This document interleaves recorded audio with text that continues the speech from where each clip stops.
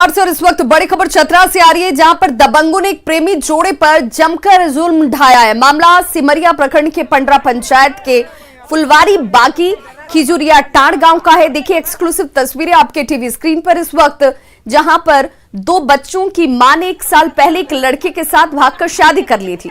साल भर बाद जब वो अपने गांव लौटी तो दबंगों ने पहले महिला के बाल काट दिए और फिर लड़के और उसके पिता की पिटाई की गई। इतने से भी जब इन लोगों का मन नहीं भरा तो इन्होंने प्रेमी युगल को गांव छोड़ने का फरमान तक सुना दिया। बताया जा रहा है कि महिला प्रेमिका के साथ भागते वक्त अपने दोनों बच्चों को घर में ही छोड़कर गई थी। तो ये महिला जब अपने प्रेमी के साथ भागी तो इन दोनों बच्चों को उसने अपने घर पे ही छोड़ दिया था। उधर इस पूरे घटना से पुलिस इनकार कर रही है और कह रही है कि मारपीट और बाल काटने की घटना हुई ही नहीं है। बार बार जो है पत्नी जिसका है उसी को जो है बार बार मारने की लोग साजिश रखता है, क्योंकि ये लड़का यहाँ रहेगा तो हम लोग का नहीं एक साथ रहने दिया।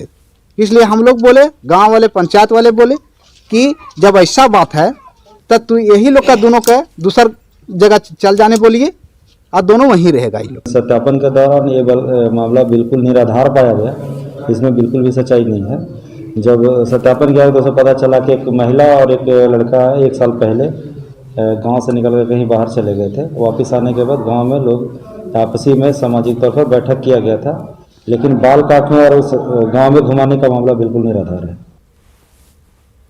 और ऐसे में कई सवाल इस वक्त खड़े हो रहे हैं कि प्रेमी युगल पर दबंगों के अत्याचार और उस पर पुलिस की चुप्पी, क्या इसके मायने क्या निकाले जाएं? आखिर प्रेमी युगल का अपमान कितना जायज है? प्रेमी युगल को गांव छोड़ने का फरमान आखिर क्यों दिया गया?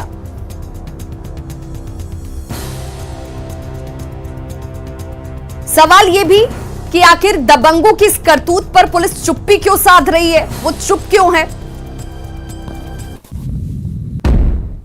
गुमला के चैनपुर में परमवीर चक्र विजेता अल्बर्ट इक्का की पत्नी बलमदीना इक्का का 89 वर्ष की उम्र में निधन हो गया। बलमदीना इक्का ज्यादा उम्र होने की वजह से लगातार बीमार रह रही थी। बीमारी की वजह से वो अपने बेटे भीमसेन इक्का के साथ गांव छोड़कर पिछले 9 सालों से चैनपुर के प्रेम नगर में रह रही थी। आखिरी वक्त में वो काफी कमजोर हो गई थी और गुरुवार देर रात उन्होंने आखिरी सांस ली। बेटे भीमसेन इक्का ने कहा है कि उनकी मां के अंतिम संस्कार पैतृक गांव जारी में पिता के कब्र के पास ही किया जाएगा। बलमदीना इक्का के निधन से पूरे गुमला जिले में शोक की लहर है।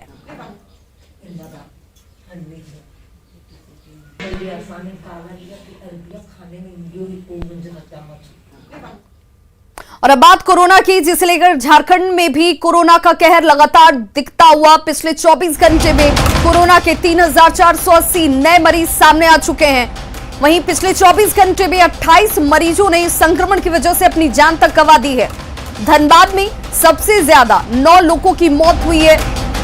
वहीं राजधानी रांची की अगर बात की जाए तो 5 लोगों की जान राजधानी रांची में भी गई और कोरोना से अब तक 1320 लोगों की मौत का आंकड़ा सामने है।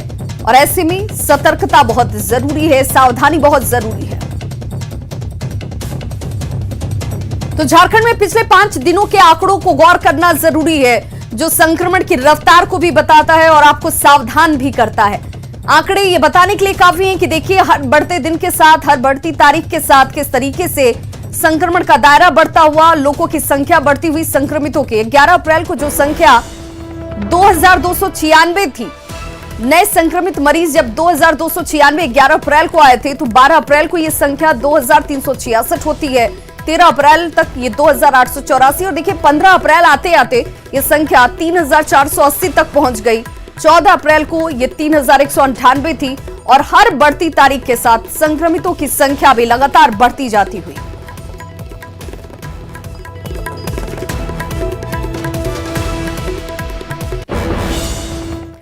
और देखिए कोरोना के कहर को देखते हुए जैक ने इस वक्त बड़ा फैसला लिया है। कोरोना की वजह से 10वीं और 12वीं की परीक्षाएं, जिसमें प्रैक्टिकल परीक्षाएं शामिल हैं, वो स्थगित कर दी गई हैं। 6 अप्रैल से 25 अप्रैल तक प्रैक्टिकल परीक्षाएं चल रही हैं। कोविड को लेकर प्रैक्टिकल परीक्षाओं को फिलहाल स्थगित कर दिया गया है। जैक की तरफ से ये बड़ा फैसला इस वक्त बच्चों के जीवन को ध्यान में रखते हुए एहतियात के तौर पर उठाए जाते हुए 6 अप्रैल से 25 अप्रैल तक ये परीक्षाएं चल रही थी, लेकिन इस वक्त इसे स्थगित किया गया है।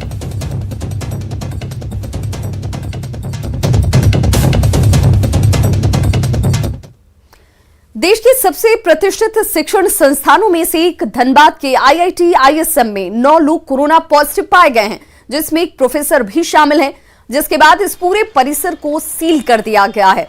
18 अप्रैल तक किसी को भी संस्थान के अंदर जाने या फिर संस्थान से बाहर आने की इजाजत नहीं होगी। तो खैर वो हर जगह हो रहा है। अब ये देखना है कि उनको हमको ठीक से आइसोलेट करना होगा, ट्रीटमेंट देनी होगी। कल ही निर्देश दिया गया है कि वहीं पे आइसोलेशन सेंटर बनाने का निर्देश जिला प्रशासन ने उनको दिया है और वहीं पे उनके मरीज रहेंगे, हमारी निगरानी में, उनके डॉक्टर की निगरानी में।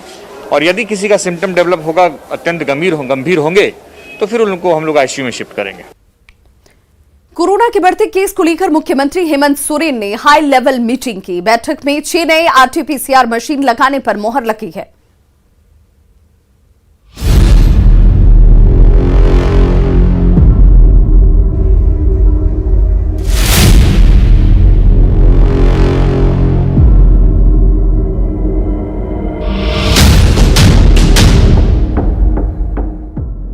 झारखंड में कोरोना कहर बरपा रहा है।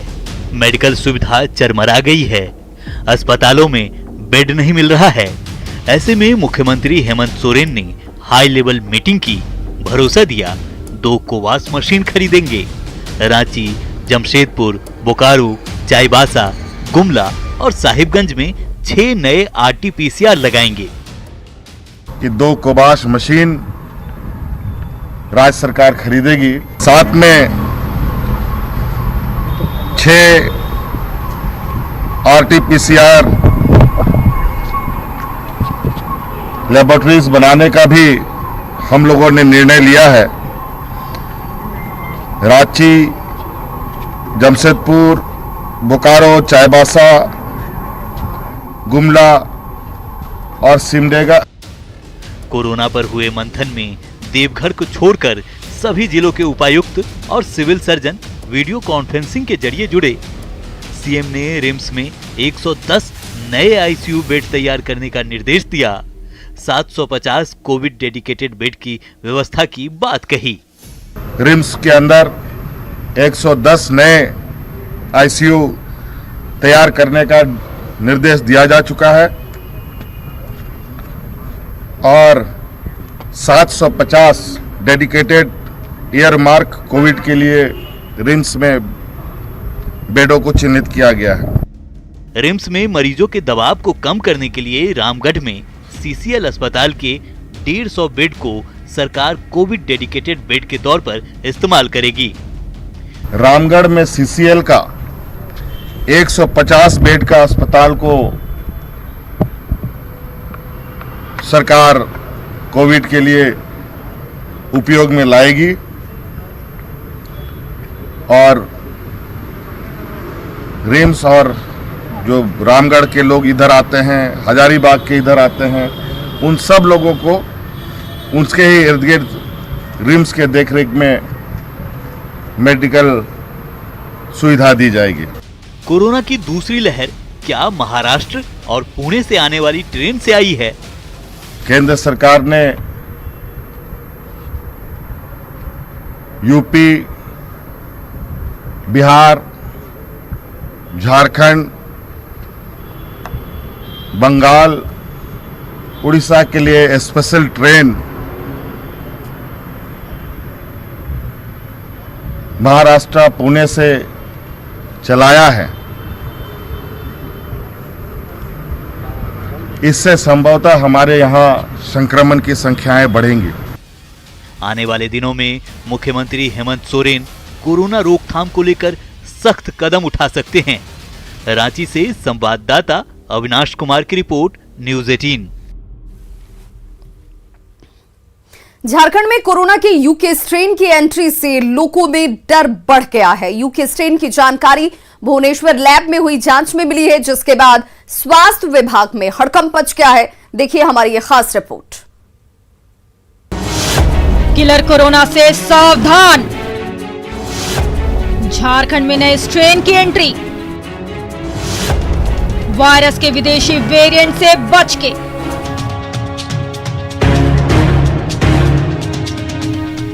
झारखंड में किलर कोरोना लोगों की जान ले रहा है। लाख इंतजाम के बावजूद कोरोना पर लगाम लगाना मुश्किल हो गया है। ऐसे में अब सावधानी ही कोरोना से बचने का एकमात्र रास्ता है, क्योंकि अब झारखंड में कोरोना के विदेशी वेरिएंट की एंट्री हो गई है और नया वेरिएंट झारखंड स्वास्थ्य विभाग के लिए नई परेशानी लेकर आया है।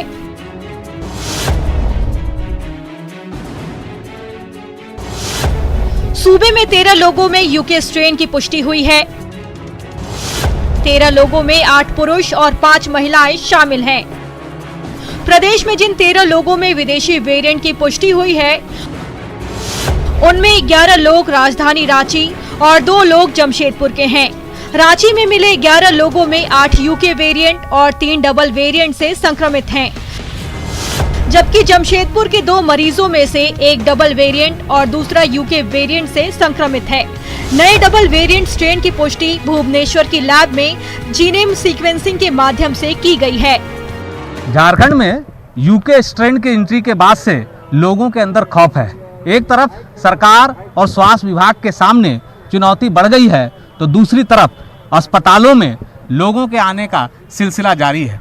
जो लोग कोरोना संक्रमित होने की आशंका से आशंकित हैं, वो अस्पताल पहुंच रहे हैं कोविड जांच के लिए, ताकि जो मन में किसी तरह की जो शंका है वो दूर हो सके। 13 ऐसे नए स्ट्रेन मरीजों के अंदर पाए गए हैं जो हैरान ही करने वाले हैं और परेशान करने वाले भी हैं। ऐसा इसलिए क्योंकि अब तक झारखंड के अंदर जो इलाज हो रहे थे, जो कोविड के मरीज मिल रहे थे, उनमें यूके स्ट्रेन के कोई भी मरीज नहीं थे। लेकिन 13 की संख्या में अब मामले सामने आने के बाद से लोग बहुत ज़्यादा, आप कह सकते हैं कि भयभीत हैं। झारखंड में पिछले 5 दिनों में कोरोना संक्रमण की बात करें तो हर बढ़ते दिन के साथ कोरोना संक्रमण के आंकड़े बढ़ते जा रहे हैं। 10 अप्रैल को 2373 संक्रमित मिले, वहीं 11 अप्रैल को 2296 नए मामले सामने आए हैं। 12 अप्रैल को 2366 कोरोना संक्रमित मिले। 13 अप्रैल को 2844 नए मरीज मिले हैं। वहीं 14 अप्रैल को कोरोना के 3198 नए मामले सामने आए हैं, जबकि कोरोना से 32 लोगों की मौत हो गई है। झारखंड में यूके स्ट्रेन और डबल वेरिएंट स्ट्रेन मिलने के बाद से लोग डरे हुए हैं। ऐसे में लापरवाही नहीं बरतें, सख्ती से कोविड नियमों का पालन करें, मास्क पहने, सोशल डिस्टेंसिंग का पालन करें। न्यूज़ 18 के लिए रांची से संवाददाता अविनाश कुमार की रिपोर्ट।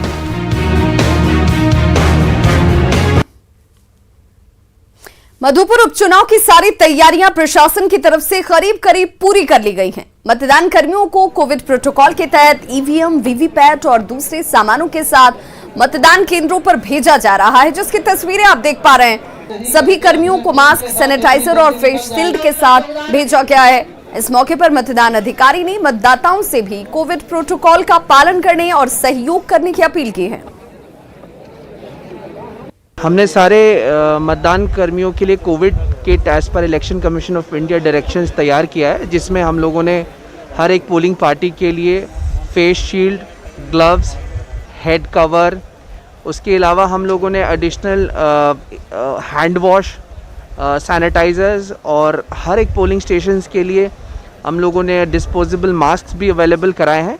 सभी मतदाताओं से अपील है कि कोविड प्रोटोकॉल के तहत डेफिनेटली वो कोविड अप्रोप्रिएट बिहेवियर एग्जिबिट करें और वो मास्क का प्रयोग करें। तो मधुपुर की जनता पानी, बिजली और स्वास्थ्य सेवाओं जैसी बुनियादी समस्याओं से जूझ रही है। इसके साथ ही साथ सिंचाई, रोजगार, शिक्षा और पलायन की भी कमी है। और देखिए, पलायन की स्थिति जो है वो यहाँ के लिए इस वक्त परेशानी का सबब बन गई है और मुख्य समस्याओं में ये तमाम चीजें साफ नजर आती है। पलायन यहाँ की एक बड़ी समस्या है। लोग यहाँ से रोजगार की तलाश में दूसरे राज्यों का रुख करते हैं। पेयजल, सिंचाई, रोजगार और शिक्षा की कमी, ये वो तमाम समस्याएं हैं जिससे मधुपुर की जनता निजात चाहती है। अब ऐसे में मधुपुर के जातीय समीकरण पर एक नजर डाल लेते हैं। 94,000 यहाँ पर मुस्लिम मतदाता हैं, 55,000 दलित हैं। आदिवासियों की संख्या की बात की जाए तो 40,000 यहां पर आदिवासी मतदाता हैं। जहां तक बात सवर्णों की है तो ब्राह्मण, भूमिहार, राजपूत और वैश्य मतदाताओं की संख्या तकरीबन 1,32,000 के पास है। जहां तक बात मतदाताओं की है तो कुल 3,21,193 मतदाता यहां पर मधुपुर में हैं, जिनमें 1,69,754 पुरुष मतदाता हैं। वहीं 1,51,439 महिला मतदाता हैं, जिनके लिए कुल 487 मतदान केंद्र बनाए गए हैं।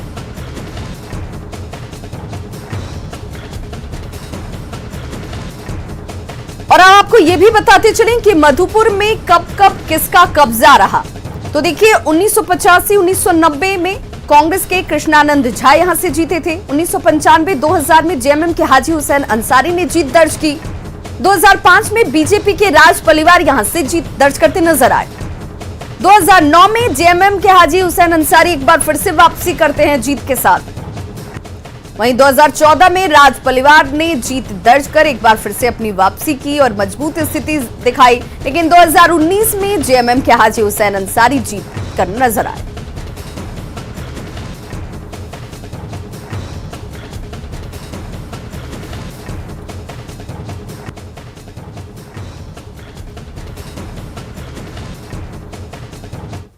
और चलिए अब आपको लिए चलते हैं गुमला, जहां अंतर्राष्ट्रीय स्तर की खिलाड़ी गुमनामी और तंगहाली में जी रही हैं। हमारे देश में प्रतिभा का गला किस तरह घोंटा जा रहा है, ये देखने के लिए आपको लिए चलते हैं गुमला के कामडारा, जहां अंतर्राष्ट्रीय स्तर पर दौड़ प्रतियोगिता में गोल्ड मेडल जीत चुकी एथलेटिक्स खिलाड़ी फ्लोरेंस बरला गुमनामी और बदहाली की जिंदगी जी रही है। गोल्ड मेडलिस्ट का परिवार आर्थिक संकट में है। वर्ल्ड यूनिवर्सिटी एथलेटिक्स चैंपियन के लिए क्वालिफाई कर चुकी झारखंड की बेटी फ्लोरेंस बरला के पिता की वर्षों पहले मौत हो चुकी है। गरीबी में जी रहे परिवार के पास न राशन कार्ड है और न पीएम आवास मिला है। मेरे घर का राशन कार्ड या मेरे घर का जो भी परिस्थिति है वो अब धीरे धीरे करके ठीक हो जाए। माँ खेती कर परिवार का पालन पोषण करती है। फ्लोरेंस बरला की बहन आशा किरण एथलेटिक्स खिलाड़ी है। उनकी 2 छोटी बहन और एक भाई पढ़ाई कर रहे हैं। देश में स्वच्छता अभियान चल रहा है, लेकिन इनके घर में शौचालय नहीं है।